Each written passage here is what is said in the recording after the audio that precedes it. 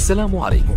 لا تنسوا الاعجاب بالفيديو والاشتراك في القناة تشجيعا لنا لنستمر بنشر المزيد ان شاء الله. كرة ملعوبة عالية رأسية من صلاح عادل محمد عبد الرحمن،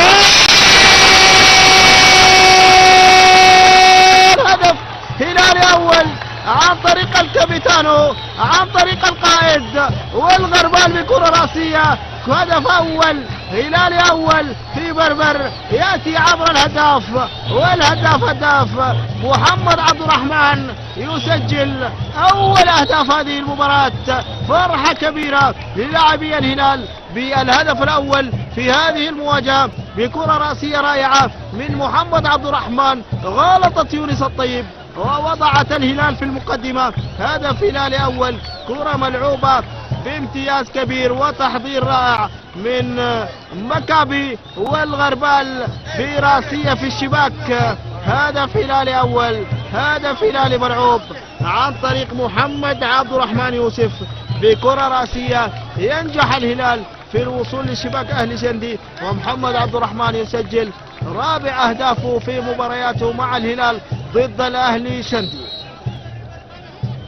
كرة ملعوبة، هدف هلالي أول مع الخواتيم مشاهدين الكرام. والضغط يأتي محمد عبد الرحمن، محمد عبد الرحمن فرصة فرصة وعرضية، كرة بالمرارة الصديقة.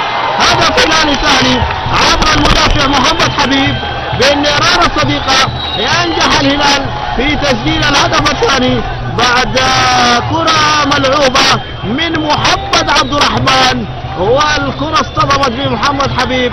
هدف هلالي ثاني بمشوار رائع للهداف محمد عبد الرحمن يسجل ويمنح الهلال تمريرة هدف ثاني سجلت عبر المدافع محمد حبيب.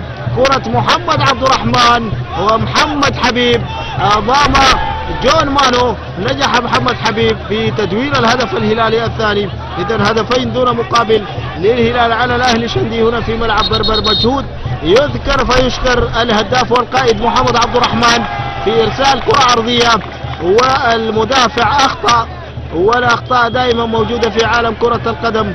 حاول منع الكرة ولكن الكرة سكنت الشباك. هدف هلالي ثاني عبر المدافع، مدافع الأهلي شندي محمد حبيب. كرة ملعوبة.